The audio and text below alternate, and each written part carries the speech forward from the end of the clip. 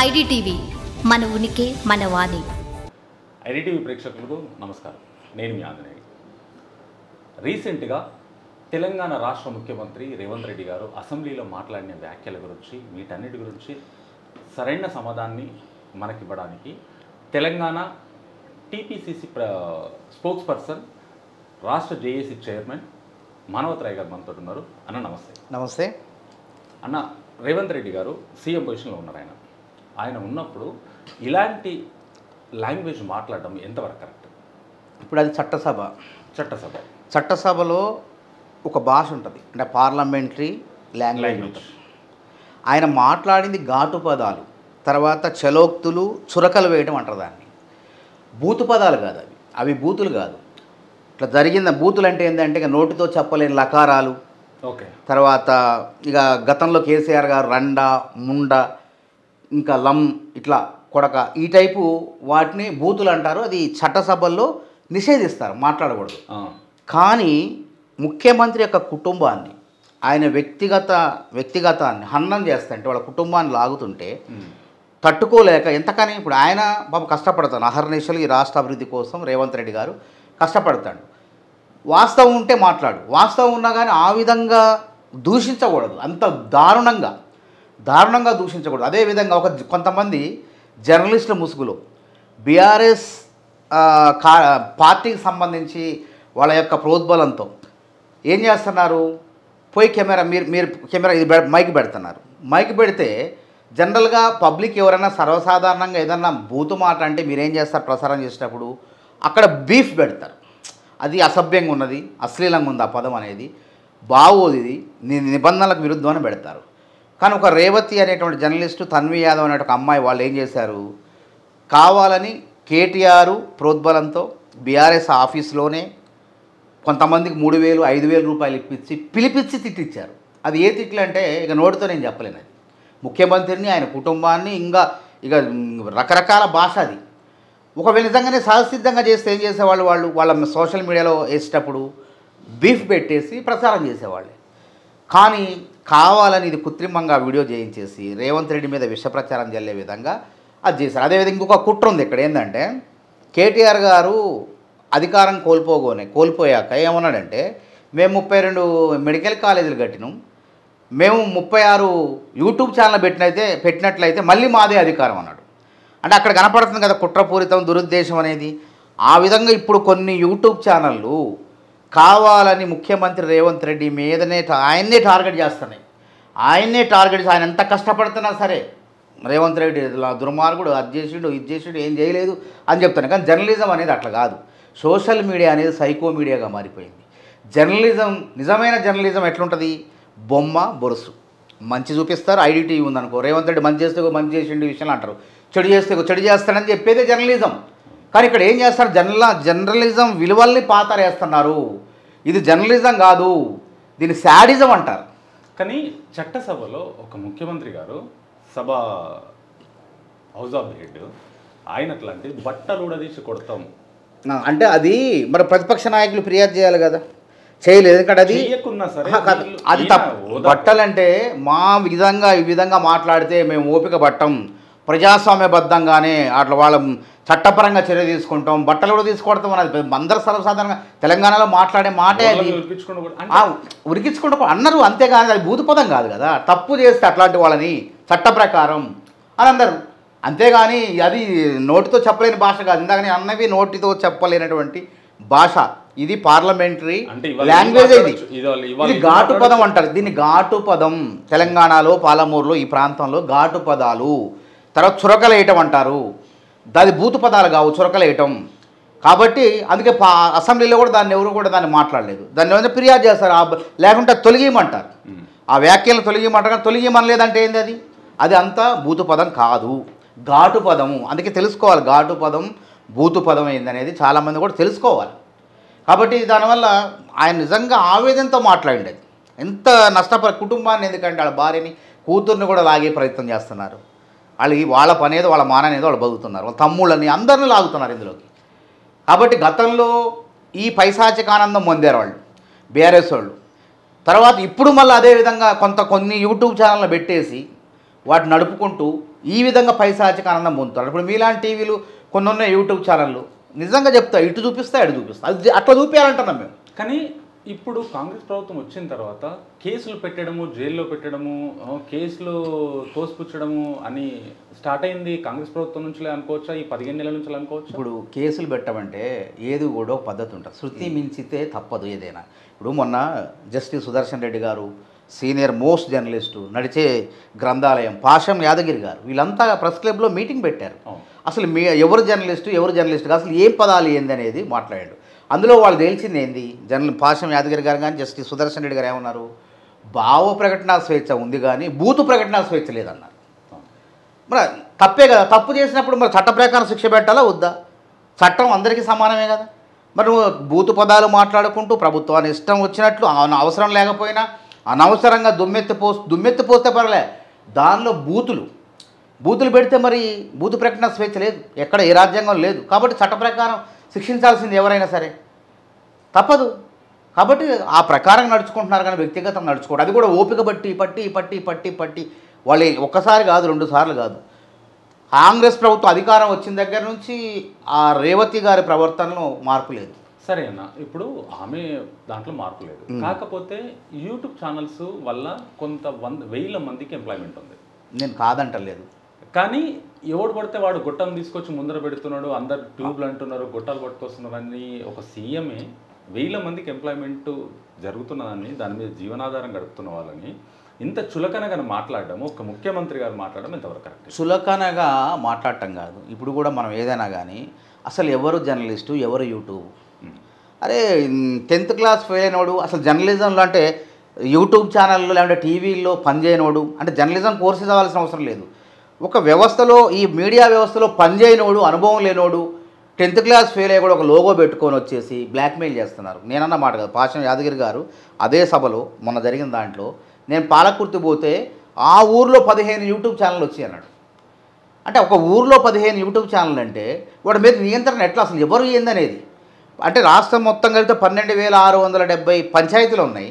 అంటే ఈ చొప్పును చూసుకుంటే ఎట్లుంటాయి? కాబట్టి అసలు నిజమైనటువంటి జర్నలిస్ట్ దీని ద్వారా అన్యాయం జరిగే అవకాశం ఉంది, నిజమైనటువంటి జర్నలిజానికి దెబ్బతలిగే అవకాశం ఉంది. ఎందుకంటే రేపు ప్రభుత్వం నుంచి సంక్షేమ పథకాలు అందాలి, యూట్యూబ్ ఛానల్లో లేకపోతే మెయిన్ స్ట్రీమ్ మీడియానో ఏదో ఒక పద్ధతి ప్రకారం అసలు ఎవరు జర్నలిస్టు ఏంది అనేదాన్ని ఒక నిర్ధారణ రావాలి. ఫస్ట్ ఇష్టం వచ్చినట్టు ముబ్బడిగా ఈ విధంగా చేసుకుంటూ పోవటం వల్ల ప్రమాదం ఉంది, ప్రభుత్వానికి సమాజానికి ప్రమాదం ఉంది. అందుకే ఏమన్నా సోషల్ మీడియా ఉండాలి, యూట్యూబ్ ఉండాలి, కానీ ఆ సోషల్ మీడియా సైకో మీడియాగా ఉండొద్దు. అది కొంతమంది సైకో మీడియాగా చేస్తున్నారు, అది తప్పు అంటున్నారు ముఖ్యమంత్రి. అందుకే తేల్చండి, మీరే తేల్చండి పెద్దలారా అంటున్నారు. ఇప్పుడు ఇష్టం వచ్చినట్టు ఎవడు పడితే వాడు మాట్లాడుతాడు, ఏ మీటింగ్లోకి వస్తున్నారు, మరి దానికి సమయం లేదు, ఏం లేదు, అడగకపోతే ఒక బాధ, అడిగితే ఒక బాధ, ఒకవేళ సమాధానం చెప్పకపోతే మళ్ళీ దాని మీద వేరే రకంగా ట్రోల్స్ చేస్తున్నారు. కాబట్టి వారు అట్లా పెట్టుకొని, అందుకే ఒక కమిటీ దీనికి ఏంటంటే ఒక మీడియా కమిషన్ ఉండాలి. నేను చెప్పింది కాదు, పాషం యాదగిరి గారే చెప్పారు. అవన్నీ ఆ రోజు మొత్తం ఇంటర్వ్యూ మొత్తం చూసిన ఆ రోజు ప్రెస్ క్లబ్లో వివిధ జర్నలిస్టు మొత్తం వచ్చారు, మీరు కూడా వెళ్ళి ఉంటారు. ఒక ఉండాలి, మరి ఉండాలి కదా, ఒక నియంత్రణ అనేది ఉండాలి కదా. కాబట్టి భవిష్యత్తులో ఇట్లాంటి ఇబ్బందులు తలెత్తకుండా ఉండాలంటే ఒక నియంత్రణ వ్యవస్థ ఉండాలి అనే విధంగా ముఖ్యమంత్రి గారు మాట్లాడారు. కానీ అందరినీ కాదు, ఎవరు పొట్ట మీద కొట్టేవాడు కాదు, అన్నం పెట్టేవాడే కానీ పొట్ట కొట్టేవాడు కాదు ముఖ్యమంత్రి రేవంత్ రెడ్డి, అది గుర్తుపెట్టుకోండి అన్న. ఖమ్మం మాజీ ఎమ్మెల్యే గుమ్మడి నర్సయ్య గారు క్యాంప్ ఆఫీస్కి వచ్చి కానీ సీఎం ఎన్టీఆర్ గారు వచ్చి ఆల్రెడీ 6 టైం ఈయన ముఖ్యమంత్రిగా అయిన తర్వాత 1.5 ఇయర్లో 5 సార్లు వచ్చి రిటర్న్ పోవడం జరిగింది. ఆయన చరిత్రలో 5 సార్లు ఎమ్మెల్యే అంటే నాటి జోక్. ఒక మారుమూల ప్రాంతంలో 5 సార్లు ఎమ్మెల్యే గెలిచిండంటే 20 సంవత్సరాలు పదవిలో ఉండి ఆయన అలాంటి వ్యక్తి గేటు దగ్గర నిలబడాల్సి వచ్చిన అవసరం వచ్చింది. ఎందుకు అంటే ఆయన ఆల్రెడీ ఒక రిపోర్టర్ వెళ్ళి మాట్లాడితే కూడా నేను వెళ్ళాను, కలవడానికి కూడా ప్రయత్నించినా, అప్పటికి అసెంబ్లీలో మాట్లాడినప్పుడు రేవంత్ రెడ్డి గారు తనతో మాట్లాడలేదంట. అసెంబ్లీ అయిపోయినాక తెల్లారి కూడా రిపోర్టర్ వెళ్ళి అడిగితే నాకు ఇప్పటిదాకా నాకు ఎవరు అప్రోచ్ కాలేదు, ఎవరు మాట్లాడలేదు. అక్కడ కలవకున్నా సరే ఒక అసెంబ్లీ సభలో, చట్టసభలో సీఎం రేవంత్ రెడ్డి గారు ఇలా మాట్లాడడము తప్పుగా, నేను మాట్లాడాను, నర్సయ్య గారితో మాట్లాడాను, కమ్యూనిస్టుని కలవడానికి నాకు మంచి ఉత్సాహం ఉంటుందని చెప్పేసి మాట్లాడిన సీఎం గారు కానీ అబద్ధం మాట్లాడినట్టే కదా. ఇంకోటి 5 సంవత్సరాలు ప్రజాప్రతినిధి, ఒక ఎమ్మెల్యే గెలిచిన వ్యక్తి, ఆయనకే ఒక రెస్పెక్ట్ లేదు అంటే ఇవాళ నార్మల్గా నాలాంటి వ్యక్తి లేకుంటే మా కెమెరామెన్ లాంటి వ్యక్తి పోతే క్యాంప్ ఆఫీస్లో ఇలాంటి న్యాయం జరిగే అవకాశం ఉందా? ఇప్పుడు అది అసత్య ప్రచారం. గుమ్మడి నరసయ్య గారే ఇటీవల వీడియో ఇంటర్వ్యూస్ ఇచ్చారు. ఏమన్నారు? ఆయన మాట్లాడిన విషయం గురించి చెప్పేది ఇప్పుడు ఆయన ఏం మాట్లాడిందంటే, గతంలో కేసీఆర్ కోసం నేను పలు దఫాలు ప్రయత్నం చేస్తే కేసీఆర్ని అసలు కలవలేకపోయినా ఇప్పటివరకు కలవలేదు. నేను ఆయన ఓడిపోయిన తర్వాత కూడా కలవలేదు. కానీ ముఖ్యమంత్రి రేవంత్ రెడ్డి నేను కలిసాను, నాతో ఫోన్లో మాట్లాడారు. అయితే రేవంత్ రెడ్డి గారు 5 సార్లు తెలవాలి. అట్లా కాదు. ఇప్పుడు మేమున్నాం అనుకోండి, మేము అపాయింట్మెంట్ తీసుకుంటాం. ఎమ్మెల్యేలు కానీ చట్టసభల్లో ప్రజాప్రతినిధులు కానీ 4 నుంచి 5 గంటల వరకు సచివాలయంలో కలవచ్చు. ఎప్పుడు డేరుకు పోయి కలవచ్చు. అక్కడ పోయి సచివాలయంలో అధికార యంత్రాంగం ఉంటుంది, వాళ్ళకు పోయి చెప్తే ఎమ్మెల్యేలు కానీ ప్రజాప్రతినిధులు ఎవరైతే ఉన్నారో వాళ్ళు పోయి కలవచ్చు. మాలాంటి వాళ్ళకు వీళ్ళు ఇంటి దగ్గర పోతే ఒకవేళ టైం లేకపోతే పలానా రోజు రమ్మంటారు, రేపు రాండి ఎల్లుండి రాండి అంటారు. లేదంటే వీడియోలో కనపడ్డా కరెక్ట్గా కెమెరాలు ఉంటాయి అక్కడ, ఆ కెమెరాలో కనపడ్డా ఏంది వచ్చే మళ్ళీ వాళ్ళే ఫోన్ చేస్తారు. అక్కడ ఉన్న పిఏ గారు ఎవరో జయపాల్ రెడ్డి గారు ఎవరో ఒకళ్ళు ఫోన్ చేసి సార్ మానవతారావు గారు ముఖ్యమంత్రి గారు బిజీగా ఉన్నారు, మానవతార రేపు గెలవండి అని చెప్తారు. కాకపోతే గుమ్మడి నరసయ్య గారు ఎవరిని సంప్రదించకుండా పోయారు. కనీసం అవతల వ్యక్తికి సంప్రదిస్తే పలానా వ్యక్తి వచ్చిండంటే మరి ఆయన ఆ టయానికి వేరే ఇప్పుడు అంతర్జాతీయ ప్రతినిధులు వాళ్ళు వీళ్ళు వచ్చి ఉంటారు. ఈ వాళ్ళు అయిపోయిన తర్వాత వరుస భేటీలు ఉంటాయి, ఇంట్లో ఉంటాయి. ఈయన ఇంట్లో కలుస్తాడు, తర్వాత ఆఫీసులో కలుస్తాడు, అసెంబ్లీకి వస్తాడు. మరి గత ముఖ్యమంత్రి అసలు ఇంట్లో కలిసేవాడు కాదు, ఫామ్ హౌస్లో కలిసేవాడు కాదు, ఇక్కడ కలిసేవాడు కాదు. ముఖ్యమంత్రి గురించి అందుకే నేనేమంటున్నా, మీరు కనుక్కోండి, ఎవరినైనా కనుక్కోండి, ఏ ప్రజా సంఘాలు కానీ కుల సంఘాలు కానీ విద్యార్థి సంఘాలు కానీ ముఖ్యమంత్రి అపాయింట్మెంట్ కోరితే ఇవాళ కాకపోతే తెల్లారు మర్నాడు వస్తుంది. మీ పార్టీ ప్రతినిధులకు మాత్రమే అపాయింట్మెంట్ తప్పు. వేరే వాళ్ళకు అసలు ఛాన్స్ దొరకలేదు. నార్మల్ పబ్లిక్ పరిస్థితి ఏంటి? అది తప్పు అట్లేం లేదు. ఈ విషయము ఒక సీనియర్ లీడర్ 20 సంవత్సరాలు అధికారంలో అక్కడ ఎవ్వరు మీకు అర్థం కావట్లా. కెమెరా ముందు అసలు ఏందని సమస్య. మీరు రేపు మీ కెమెరా పట్టుకొని పోండి, ఒక 10-20 మంది ఒక కాగితం పట్టుకొని నిల్చోండి. అక్కడ నుంచి సీఎం గారు ఇంటి దగ్గర నుంచి ఆఫీస్ నుంచి ఉరుక్కుంటూ వస్తారు. 10-20 మంది పోవాలి, ఒక్కళ్ళని కాదు. సమస్యకు 10-20 మంది. నేనేందంటే ఒక్కరు పోయినా సరే ఒక కాగితం పట్టుకొని ఉంటే పోలీస్ అధికారి ఎవరు వచ్చి ఏంటి మీ సమస్య ఏంటి అని అడిగితే వాళ్ళే కలిస్తుంటే కల్పిస్తారు, లేదంటే సీఎం గారు పిఎని కల్పిస్తారు. సీఎం ఆ సమస్య ఒక్క వ్యక్తిగత సమస్య పరిష్కారానికి సీఎం గారే కలవక్కర్లే. అక్కడ ఉన్నటువంటి పిఏలు వాళ్ళు వీళ్ళు అందరూ కూడా ఫోన్లు చేసి మాట్లాడుతూనే ఉన్నారు. ఈ గతానికి భిన్నంగా ఉంది, ఉపయోగించుకోండి. ముఖ్యమంత్రి రేవంత్ రెడ్డి గారి సేవల్ని ఆయన అన్నిత్యం అందుబాటులో ఉంటున్నారు. ఎందుకంటే ఆయన ముఖ్యమంత్రి కాబట్టి ఒకవేళ తీరిక లేకపోతే కింద అయితే ఉన్నారో వాళ్ళు మీకు సహకారంగా ఉంటున్నారు. ఆయన స్వయాన చెప్తాడు. ఇప్పుడు కాదు, 4 గంటల నుంచి 5 గంటల వరకు ప్రజాప్రతినిధులు కలవండి, మాజీ ప్రజాప్రతినిధులు కానీ సెక్రటరియట్ సచివాలయం అధికారికంగా కదా, అధికారిక నివాసం అక్కడ భవనం, అందులో అధికారులు అందుబాటులో ఉంటారు. అప్పటికప్పుడు ఆదేశాలు జారీ చేయొచ్చు. ఇంటి దగ్గర కన్నా అది సౌలభ్యం కలవటానికి అని అక్కడ చెప్తున్నారు. ఇంటి దగ్గర వచ్చిన వాళ్ళని కూడా కలుస్తున్నారు. 8 నుంచి మొదలు పెడితే మళ్ళీ సెక్రటరీకి వస్తున్నారు మధ్యాహ్నం, లేదా 11కో 10కో. అంతవరకు ఎవరినో ఒకళ్ళని కలిసి పలకరించి వాళ్ళ బాధలు తెలుసుకొని ప్రయత్నిస్తున్నటువంటి ముఖ్యమంత్రి రేవంత్ రెడ్డి. నిన్న బడ్జెట్ రిలీజ్ చేయడం జరిగింది. కానీ బడ్జెట్లో మొత్తం చూసుకున్నట్టయితే ఎక్కువ ఆర్టీసీ బస్ ఫ్రీ ఇచ్చినామని చెప్పుకోవడం తప్ప ఇంకా దేని గురించి కానీ ఇప్పుడు 15 నెలల పాలనకి సరిపడ బడ్జెట్ కానీ రైతు బంధు కానీ వీటన్నిటిని పర్ఫెక్ట్గా ఇప్పటివరకు ఉన్న సంవత్సరం అయినా సరే రిలీజ్ చేయలేకపోయారు. దీంట్లో విఫలమైనట్టేనా కాదా? విఫలం కాదు, సఫలమైన. మనం ఎలా అయ్యారన్న సఫలు? అప్పుల ఊబిలో ఉన్న రాష్ట్రాన్ని జాగ్రత్తగా అందరి సంక్షేమం చేసుకుంటూ అమాంతం అభివృద్ధి పదంలోకి నడిపేందుకు ప్రయత్నం చేస్తున్నటువంటి గజీతగాడు ముఖ్యమంత్రి రేవంత్ రెడ్డి. నేను ఏదో ఆయన మెహర్బానీ కోసం చెప్పట్లే. ఈరోజు 1వ తారీఖునే అప్పులున్నా 1వ తారీఖునే ప్రభుత్వ ఉద్యోగులు జీతభత్యాలు వస్తున్నాయి. ఇప్పుడు ఈ సంక్షేమ పథకాలు ఉన్నాయి. మీరు అన్నట్టు 6 గ్యారంటీలకి 56,000 కోట్లు ఖర్చు పెట్టారు. 25 లక్షల మంది రైతుల ఖాతాల్లో 21,000 కోట్లు జమ చేశారు. దాదాపు 98% అది రుణమాఫీ పూర్తయింది 2 లక్షల వరకు.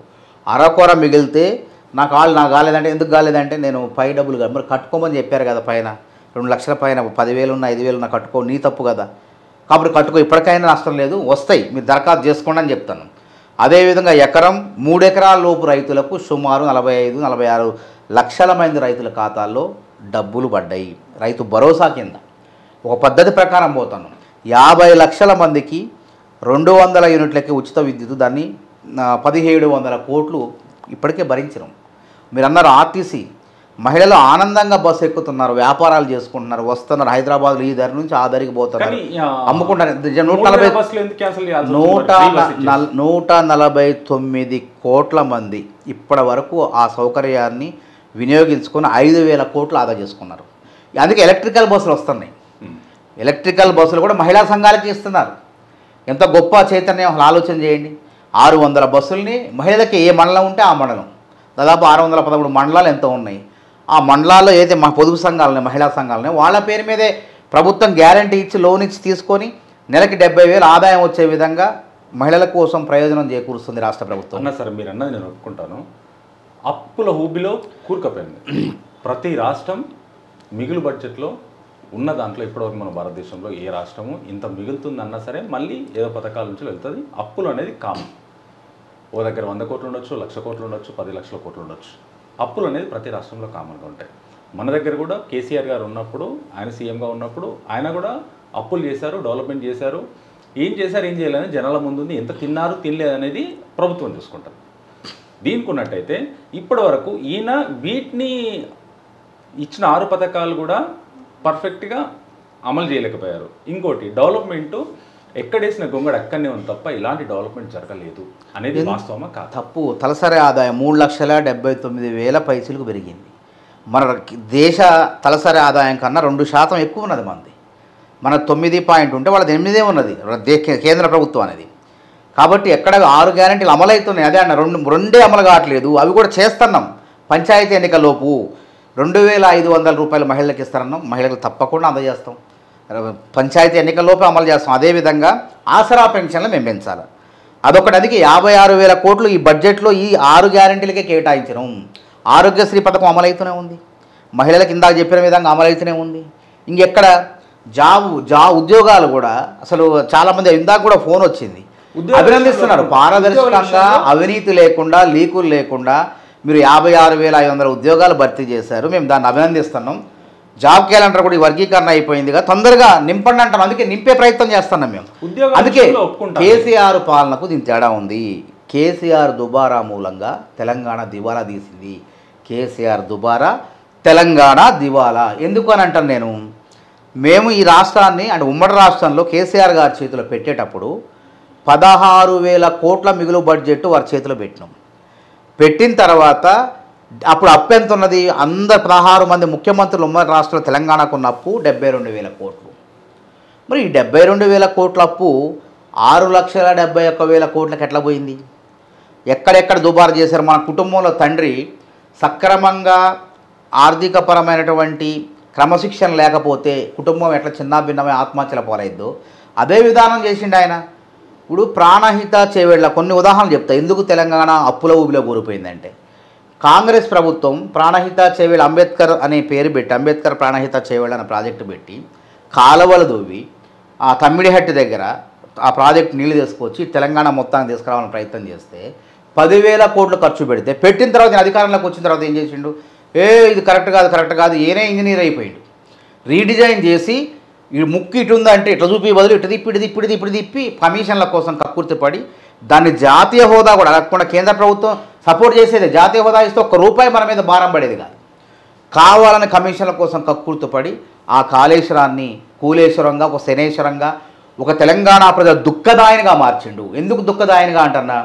ఇప్పటి వరకు 1,00,000 ఎకరాలకు కూడా అది సాగునీరు అందలేదు. ప్లస్ దాని కరెంటు బిల్లు ఎంత అవుతాయి అంటే సంవత్సరానికి 10,300 కోట్లు అవుతుంది. సరే ఒక ప్రాజెక్ట్ అదొక దుబారా. ప్లస్ అది ఏమన్నా సక్రమంగా కట్టిండా? కట్టలేదు. తర్వాత కాంగ్రెస్ హయాంలో కట్టినటువంటి ప్రాజెక్టులు తుఫాన్లకి భూకంపాలకి అన్నీ కూడా ఇప్పటికి కూడా 60-70 ఏళ్ళు నిలబడి ఉన్నాయి. ఈయన కట్టిన కాళేశ్వరం కూలిపోయింది. ఖమ్మంలో పెదవాగు నాసిరకంగా నిర్మిస్తే అది కూలిపోయింది. అదే నెట్టెంపాడు ప్రాజెక్టు మన పాలమూరు రంగారెడ్డిలో ఆ దాంట్లో ఉన్నటువంటి ఆ ప్రాజెక్టు అది కూడా కూలిపోయింది. ఈ విధంగా ఆ నాసిరకం పనులు చేయటం వల్ల ప్రజాధనం మొత్తం అడిపోయి తెలంగాణ దివాలా తీసింది. ఇంకొక అంశం, రైతు బంధు అని పెట్టిండు. అది రైతు బంధు అనేదాన్ని ఎవరికి ఇవ్వాలా? నిజంగా వ్యవసాయం చేస్తున్నటువంటి పెద్ద రైతులైనా చిన్న రైతులైనా వాళ్ళకి ఇవ్వచ్చు. కానీ వ్యవసాయం చేయని వాళ్ళకు కూడా 100 కోట్లు మల్లారెడ్డి లాంటి మాజీ మంత్రి కుబేరుడు ఆయనకు అవసరం రైతు బంధు. అదేవిధంగా పెట్రోల్ బంకులకు, రియల్ ఎస్టేట్ భూములకు, రాళ్లకు రప్పలకు కేటాయించడం వల్ల 80,000 కోట్లు ఈ 10 ఏళ్లలో ఖర్చు పెడతారు రైతు బంధుకి. అందులో 30,000 కోట్లు వృధా అయిపోయింది ఈ పెట్రోల్ బంకులకి, రాళ్ళకి, రప్పలకి. అదొక దుబారా. అందుకే తెలంగాణ దివాలా తీసింది. ఇంకో అంశం ఏంటంటే సెక్రటరియట్ ఉన్నది. మీరు గతంలో పాత ఉమ్మడి రాష్ట్రం సెక్రటరీ సందర్శించారు. 100 ఏళ్లకు సేవలు అందిస్తుంది. అది 100 ఏళ్లకు సరిపడా నాణ్యతతో నిర్మించబడిన భవనం అది. దాన్ని అవసరం లేకపోయినా 600 కోట్ల అంచనాలు వేసి 1300 కోట్లకు తీసుకుపోయారు. దీన్ని ఏమనాలా? దుబారా కాదా? అవసరమా? ఏది అవసరమో అది ఆలోచించకుండా ఈ విధంగా ప్రజాధనం మొత్తం కూడా ఈ విధంగా చేసి ఆయన ప్రభుత్వ ఖజానా ఖాళీ అయింది. కేసీఆర్ బీఆర్ఎస్ పార్టీ ఖజానా పెరిగిపోయింది. 1600 కోట్ల ఖజానా పెరిగింది. అంటే దేశంలో ఏ ప్రాంతీయ పార్టీ కూడా అంత లేదు. ఏ పార్టీ కూడా దేశంలో అత్యంత ధనిక పార్టీ ఏదైనా కేసీఆర్ బీఆర్ఎస్ పార్టీదే. సరేనా, ఇప్పుడు ఆ ప్రభుత్వం ఉన్నప్పుడు వాళ్ళు తప్పులు చేస్తుంటారు, ఒప్పుకుందాము. తప్పులు చేస్తుంటే కేసులా లేకుంటే దానికి పరిణామాల ప్రభుత్వాలు వాటి చూసుకుంటాయి. కానీ ఇప్పుడు మీ ప్రభుత్వం వచ్చిన తర్వాత మీ ప్రభుత్వంలో ఎలాంటి మంచి పనులు చేసిందని ఒకటి చూపించుకోండి అన్న. ఈ పథకాలు కాకుండా డెవలప్మెంట్ పరంగా ఏమన్నా జరిగిందా? డెవలపర్ ఎందుకు జరగలేదు? ఏం జరుగుతుంది? నిరుద్యోగ 14 నెలలు. ఒక విషయం ఏనండి, ఎంప్లాయ్మెంట్ గురించి పథకాలు కూడా చూడరా మీరు. 50 లక్షల మంది పేదలకు, దారిద్ర్య రేఖ దిగువన ఉన్నటువంటి వాళ్ళకు, అర్హులకు 200 యూనిట్ల ఉచిత విద్యుత్ 1700 కోట్లు పథకాలు రిలీజ్ చేయగానే డెవలప్మెంట్ అయిపోతుందా? అట్లనే కాదుగా. వాళ్ళు ఆదుకున్న మనం ఇచ్చిన మాట నిలబెట్టుకుంటున్నామా లేదా? డెవలప్మెంట్. ఇందిరమ్మ ఇల్లు కూడా పథకాలు ఇస్తున్నాం. వినండి, ఇందిరమ్మ ఇల్లు రేషన్ కార్డులు ఇవ్వబోతున్నాం. రేషన్ కార్డులు 2016 తర్వాత ఒక రేషన్ కార్డు కాంగ్రెస్ ప్రభుత్వం ఇచ్చిన హయాంలో. ఇప్పుడు మేము మొత్తం లెక్క పెట్టి అసలు కొత్త రేషన్ కార్డులు ఎవరికి ఇవ్వాలంటే 2 లక్షలు వచ్చినాయి. దరఖాస్తులు తీసుకున్నాం. అసలు మార్పులు చేర్పులు అంటే పెళ్ళైన అమ్మాయిలు వివాహమై అత్తింటికి వచ్చిన వాళ్ళని మళ్ళీ అత్తింటి కార్డులో చేర్చాలంటే మొత్తం కలిస్తే అది 12 లక్షల మంది వచ్చారు. ఎవరు చేశారు? గత ప్రభుత్వం పట్టించుకుంది. ప్రతిదానికి రేషన్ కార్డు అడుగుతున్నారు. సరే అన్న, ఈ చిన్న చిన్న సమస్యలు ఇవి అయిపోతాయి. ఇంకోటి యువ వికాసం పేరుతో లోన్లు ఇస్తున్నాం. 5 లక్షల వరకు ఇస్తున్నాం. బీసీ కార్పొరేషన్ ద్వారా, ఎస్సీ కార్పొరేషన్ ద్వారా. గతంలో ఇచ్చారా? సివిల్ సర్వీస్ పాస్ అయినటువంటి రాజీవ్ యువ కిరణాల పేరుతో ₹1,00,000 ప్రిలిమ్స్ ఎవరైతే పాస్ అయ్యారో మెయిన్స్కు పోతున్నారు సివిల్ సర్వీస్లో వాళ్ళందరికీ ఇచ్చిన 200 మంది దాకా ఇచ్చినాం.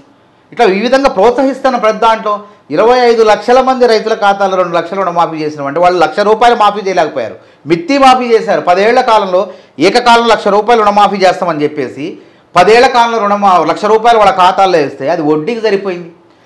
కాబట్టి మేము చేసింది గొప్ప కాదా?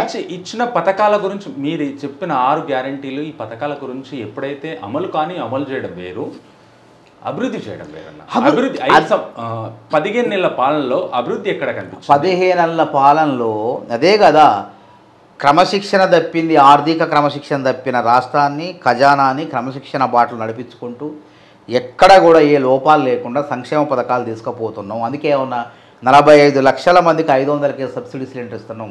ఇది ఇచ్చిన మాటలు ఫస్ట్ నెరవేర్చాలా. అదేవిధంగా మీరు అన్నట్టు స్పోర్ట్స్ యూనివర్సిటీ ఆలోచన వచ్చింది ఎవరికన్నా? Young India sports university. ఒక యూనివర్సిటీ పెట్టుకొని గ్రామ లెవెల్లో ఉన్న స్పోర్ట్స్ వాళ్ళకి ఇలాంటి డెవలప్మెంట్ గ్రామాల్లో యూనివర్సిటీ పెట్టుకోండి. యంగ్ ఇండియా స్కిల్ యూనివర్సిటీ ఒకటి, యువతకు నైపుణ్యం పెంచడం. అదేవిధంగా గ్రామాల్లో ఏం కావాలా? గూడు కావాలా. కేసీఆర్ ప్రభుత్వం డబల్ బెడ్రూమ్ ఇల్లు కడతా అని చెప్పి 10 ఏళ్ళు కట్టకుండా 2,67,000 ఇల్లు కడతానని చెప్పి 1,00,000 ఇల్లు కూడా, అందులో 1,60,000 ఇల్లు మాత్రమే పూర్తి చేసి ఇంకా 60,000 ఇళ్ళని అట్లనే వదిలిపెడితే మేము 150 కోట్లు కట్టి ఆ ఇళ్ళని నిర్మాణాన్ని చేస్తున్నాం. అదేవిధంగా ఈ 5 ఏళ్లలో నియోజకవర్గానికి 3,500 చొప్పున 5 ఏళ్లలో 20 లక్షల ఇందిరమ్మ ఇల్లు కట్టి వాళ్ళ ఆశీస్సులు తీసుకుంటాం. అప్పుడు మీరే అంటారు, శభాష్ అంటారు, ప్రజలు కూడా మమ్మల్ని దీవిస్తారు. ఇదే అభివృద్ధి వచ్చింది కాదు, అయిపోతుంది. ఆల్రెడీ కార్డులు తీసుకున్నాం, గ్రామ సభల్లో ఎంపిక జరిగింది, దానికి 12,000 కోట్లు కేటాయించినాం. ఇప్పుడు ఈ బడ్జెట్లో ఆ ఇందిరమ్మ ఇల్లు కట్టడానికే 12,000 కోట్లు కేటాయించినాం. కాదా? కళ్ళ ముందు కనపడలేదా? రేపు మీరే అంటారు ఆ ఇందిరమ్మ. ఇప్పటికీ ఈ రాష్ట్రంలో ఏ గ్రామం పోయినా 12,667 గ్రామాల్లో ఏ గ్రామం పోయినా ఇందిరమ్మ ఇళ్ళు ఉన్నాయి. సుమారు 20 లక్షల ఇందిరమ్మ ఇళ్ళు ఉన్నాయి. అదేవిధంగా ఈ 20 లక్షల ఇందిరమ్మ ఇళ్ళు కట్టి ప్రజల ఆస్తులు తీసుకుంటాం. సరేనా, మీరు దీనికి మాట్లాడుతున్నప్పుడు నేను ఒక సందర్భము నాకు దగ్గరున్న సన్నిహితుడికి ఒకటి జరిగిన విషయాన్ని షేర్ చేసుకుంటాను.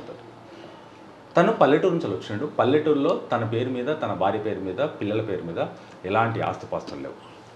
ఇక్కడికి బతకడానికి వచ్చాడు. హైదరాబాద్లో ఉంటుండు. గత 15-20 సంవత్సరాల నుంచి ఇక్కడ ఉంటుండు. ఆస్తిపాస్తులు ఏం లేవు, కారు కూడా లేదు తనకి. అలాంటప్పుడు గవర్నమెంట్ రాగానే కాంగ్రెస్ ప్రభుత్వం రేవంత్ రెడ్డి గారు రాగానే అప్లికేషన్ పెట్టుకోవడానికి సమ్ సెంటర్స్ ఓపెన్ చేసినప్పుడు అప్లికేషన్ పెట్టుకుంటే తనది 3 సార్లు 4 సార్లు పెట్టిన రిజెక్ట్, ఇంటి దగ్గరికి వచ్చి ఫోటో తీసుకొని వెళ్ళి కూడా రిజెక్ట్ చేస్తారు. తనకు రేషన్ కార్డు భార్య భర్తలు ఇద్దరి పేరు మీద వైట్ రేషన్ కార్డు ఉంటుంది, ఆధార్ కార్డు ఉంటుంది, పిల్లల పేరు మీద కూడా ఏముండదు, ఎలాంటి గుంట భూమి కూడా తన పేరు మీద లేదు, కానీ రిజెక్ట్ అవుతుంది. ఎందుకు రిజెక్ట్ అయిందని వెళ్తే మళ్ళీ రిజెక్ట్ అవుతుంది. ఎందుకంటే దానికి కారణాలు ఉన్నాయి. ఇప్పుడు ఆయన ఒక ఊరు నుంచి వచ్చిండు ఇక్కడికి, సరే ఊర్లో కన్నా అప్లికేషన్ ఊరు నుంచి వచ్చిండు, ఆయన దరఖాస్తు ఒకవేళ ఇక్కడ చేసుకుంటే ఆయన ఆధార్ కార్డు హైదరాబాదే ఉంది, రేషన్ కార్డు ఒక్కడే అక్కడ ఉంది, కానీ ఇక్కడ తీసుకుని సివిల్ సప్లై సర్వీస్ ఏవైతే రేషన్ బియ్యమో అవి ఏవైతే వస్తాయో అవి మొత్తం హైదరాబాద్లో తీసుకుంటాడు. ఆధార్ కార్డు హైదరాబాద్లోనే ఉంది, పాన్ కార్డ్ హైదరాబాద్లోనే ఉంది, కావాల్సిన డీటెయిల్స్ మొత్తం చదువు ఎడ్యుకేషన్ హైదరాబాద్లో ఉంది, భార్యాభర్తల ఎడ్యుకేషన్ కూడా హైదరాబాద్లో ఉంది. సరే అదేంటంటే ఇప్పుడు ఇంతమందికి ఇస్తున్నాం పథకాలు 50 లక్షల మందికి, ఇప్పుడు ఆయన అన్ని పథకాలు కదా, ఇప్పుడు ఎందుకు అది వ్యక్తిగత సమస్య, అది ఆయన ఎందుకు ఏం చేసిండో తెలుసుకోవాలి ఫస్ట్ మనం. పాలసీ వాళ్ళు ఏదైతే రూల్స్ చెప్తే ప్రతి దాన్ని ఫిల్ చేసాం. దీంట్లో మాత్రం లోకల్ ఇప్పుడు దీంట్లో మాత్రం ఎంప్లాయ్మెంట్ ఏదైతే మన గ్యాదర్ చేస్తుందో ఇన్ఫర్మేషన్ గ్యాదర్ చేస్తున్నప్పుడు వీళ్ళు సరిగ్గా చేయట్లేదు. దీని మీద మానిటరింగ్, అదే వాళ్ళ తప్పు, లోకల్ అధికారులు తప్పు చేశారా లేకపోతే అది తప్ప చేస్తున్నామని చెప్పేసి పై అధికారులు అంటే ఇప్పుడు కింద ఇంత పెద్ద ఇప్పుడు ఆయనకి ఏం పథకాలు ఇప్పుడున్న ఆయనకి ఏం పథకాలు వస్తాయి నేను చెప్తాను. జనరల్గా ఇప్పుడు ఆయన పేదవాడు అంటున్నారు, జాగా లేదంటున్నారు. ఆయన ఇక్కడ హైదరాబాద్లో ఇల్లుకు అర్హుడవుతాడు, తర్వాత 500 సబ్సిడీ సిలిండర్ అర్హుడవుతాడు. అదేవిధంగా మన ఊరిలో కనుక పొలం ఉంటే దానికి రుణమాఫీ కూడా అర్హుడవుతాడు జాబితాలో. అదేవిధంగా 200 యూనిట్ల ఉచిత విద్యుత్కు అర్హుడవుతాడు. కాకపోతే అదే అంటున్నా, అయితే 500 సిలిండర్ సబ్సిడీ కూడా నాన్ సబ్సిడీ సిలిండర్ అని చెప్పేసి 855 రూపాయలు వేస్తున్నారు దానికి. నాకు వచ్చి తన ఆయన నేను చెప్పి 45 లక్షల మందికి వస్తుంది, ఆయన అందులో లేకపోతుంది. ఎందుకు లేదో స్థానిక అధికారులు తప్పు చేశారు. ఆ ఎల్పిజి సిలిండర్ దగ్గరకు పోయి ఆ డీలర్ దగ్గర పోయి తెలుసుకోవాలి, ఆ సివిల్ సప్లైస్ అధికారుల దగ్గర పోవాలి, తన దరఖాస్తులో ఏ లోపం ఉందో క్లారిటీ తెలుసుకోవాలి. అది వ్యక్తిగతం. ఎప్పుడైనా సమస్య అనేది సామూహికంగా ఉండాలి. వ్యక్తిగత సమస్య మనం అందరినీ ప్రభుత్వానికి ఆపదించాలి. తను చెప్పులు అరిగిపోయేలాగా కారణం ఏంది, ఏమన్నారు ఏం చెప్పాలి. ఆఫీస్కి వెళ్తే ఇది మాది కాదు, మండల ఆఫీస్కి వెళ్తే ఇది మేము మా సంబంధం లేదంటారు. గ్యాస్ దగ్గరికి వెళ్ళి వాళ్ళ దగ్గర అప్లై చేసి అక్కడ ఏదో లోపం ఉంది ఆయన దరఖాస్తులో చెప్పాలా, అది చెప్పాలా. తను ఏమంటుండంటే ఈ లోపం ఇది ఉంది అని చెప్పండి, నాకు దానికి ఏం కావాలి, మీకు క్యాస్ట్ సర్టిఫికేట్ కావాలన్నా పెడతాను, క్యాస్ట్ సర్టిఫికేట్ దాన్ని సిటీ ఏం అవసరమే కాదు, క్యాస్ట్ సర్టిఫికేట్ కావాలంటే పెడతాను, ఆధార్ కార్డు హైదరాబాద్ ఉంది, రేషన్ కార్డు వైట్ రేషన్. సరే మళ్ళొకసారి ప్రయత్నం చేయమనండి, కారణం చెప్పమనండి. అన్ని చుట్టూ ఎక్కడ ఏ ఏరియాలో ఉంటాడు ఆయన? మా గాంధీనగర్లో ఉంటాడు. గాంధీనగర్లో ఎమ్మెల్యే ఎవరు ఉన్నారు, పోయి కలవమనండి. అంటే స్థానిక కాంగ్రెస్ నాయకుడు కలవమనండి. ఎమ్మెల్యేకు కలవాలంటే ఆయన చెప్పులు. సరే కాంగ్రెస్ నాయకుడు కలవమనండి, ఎవరో ఒకళ్ళు ఉంటారు. నేను చెప్తాడా, అనిల్ కుమార్ యాదవ్ లేకపోతే అంజన్ కుమార్ యాదవ్ గారు ఉంటారు, ఇక్కడ ఎమ్మెల్యే క్వార్టర్లో ఉంటారు. చెప్తే వెంబడే ఫోన్ చేస్తారు, నేను చేపిస్తా. నేనే చెప్తానంటాను కదా. ఎందుకు అసలు కారణం తెలుసుకోవాలి ఫస్ట్. తన లోపం ఉందా, ప్రభుత్వ అధికారుల లోపం ఉందా తెలుసుకొని అప్పుడు మనం దాని గురించి. ఈ విషయంలో 100%, 100కి 1000% ప్రభుత్వ లోపము, లోకల్ అధికారులు ఎవరైతే. సరే అధికారుల తప్పు ఉంటే అది ప్రభుత్వ లోపం కాదు, అధికారుల తప్పు. వాళ్ళకి నిజంగానే నిర్లక్ష్యం చేస్తే మాత్రం ప్రభుత్వం ఊరుకోదు అట్లాంటి వాళ్ళది. కాబట్టి తప్పకుండా న్యాయం చేద్దాం. అంజన్ కుమార్ యాదవ్ గారిని పోయి కలవమను, కాంగ్రెస్ నాయకుడు ఆ ముషీరాబాద్ ఏరియాలో అనిల్ కుమార్ యాదవ్ రాజ్యసభ సభ్యుడు ఉన్నాడు, అనిల్ కుమార్ యాదవ్ కలవమను. ఆ ఎమ్మెల్యే ప్రకాష్ నగర్ ఎమ్మెల్యే క్వార్టర్స్లోకి వస్తాడు ఆయన, రోజు పోయి కలవమనండి, దరఖాస్తు పెట్టమని. వాళ్ళు ఎమ్మటే ఫోన్ చేసి చెప్తారు. చూసారు కండి, తెలంగాణ రాష్ట్రంలో జరుగుతున్న పబ్లిక్కు జరుగుతున్న ఇబ్బందుల గురించి, ప్రజలకు జరుగుతున్న ఇబ్బందుల గురించి, వీటన్నిటి గురించి ఒక మంచి ఇన్ఫర్మేషన్ ఇచ్చాడని చెప్పేసి నేను అనుకుంటున్నాను. మీకు దీని గురించి నచ్చినట్టయితే కంపల్సరీ కమెంట్లో మాత్రం కమెంట్ చేయండి. మంచి అయినా చెడైనా మీకు ఏదైనా డౌట్స్ ఉంటే కూడా క్వశ్చన్ అడగాలనుకుంటే నెక్స్ట్ మీరు ఆ కమెంట్లో చేస్తే ప్రతి దానికి నేను అడిగే ప్రయత్నం చేస్తాను, ప్రజాప్రతినిధులతో అడిగే ప్రయత్నం చేస్తాను. మీకు ఇంటర్వ్యూ నచ్చినట్టయితే please like, share and subscribe. Thank you.